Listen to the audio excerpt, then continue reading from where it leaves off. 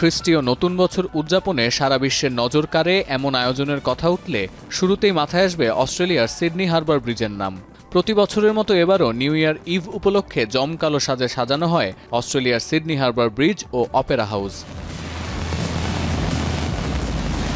হারবার ব্রিজের সামনে স্থানীয়দের পাশাপাশি হাজির হন অন্তত 10 লাখ দেশি বিদেশি পর্যটক। দ্য স্ট্যান্ডার্ডের প্রতিবেদন বলছে, সম্প্রচার মাধ্যমে সরাসরি সিডনি হারবারের বর্ষবরণের অনুষ্ঠান দেখেছেন বিশ্বের 50 কোটিরও বেশি মানুষ।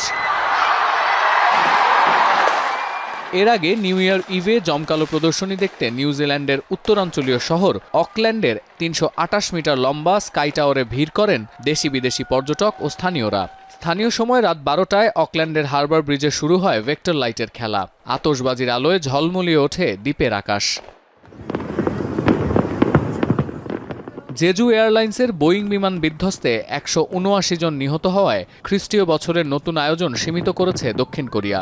জাপানের টোকিওর টোকুডাইজি মন্দিরে ঘণ্টা বাজিয়ে নতুন বছরকে বরণ করেন জাপানিরা। আর বেইজিংয়ের শোগান পার্কে সাংস্কৃতিক অনুষ্ঠান ও কনসার্টের মাধ্যমে ইংরেজি নববর্ষ বরণ করেছে চীন। ভিক্টোরিয়া হারবারে 12 মিনিট ধরে টানা আতশবাজির উৎসব পালন করেছে প্রাচ্যের লন্ডন খ্যাত দেশ হংকং। তাইওয়ানের রাজধানী তাইপের 101 তলা উঁচু ওয়ার্ল্ড ফিনান্সিয়াল সেন্টারের ওপর টানা 6 মিনিট আতশবাজির প্রদর্শনীর আয়োজন করা হয়েছে। ইন্দোনেশিয়ার বালির দ্বীপে জড়ো হয়ে বর্ষবরণের আয়োজনে অংশ নেন হাজারো পর্যটক। স্থানীয়দের উপস্থিতিও ছিল চোখে পড়ার মতো। আর নতুন বছরকে বরণ করে নিতে বুদ্ধের মন্দিরে মন্দিরে প্রার্থনার আয়োজন করেছে থাইল্যান্ড। সিঙ্গাপুরের মেরিনা বেতে 15 মিনিটের আতশবাজির প্রদর্শনী নজর কেড়েছে দর্শনার্থীদের। সতীর্থ কর্মকার, এখন বিশ্ব।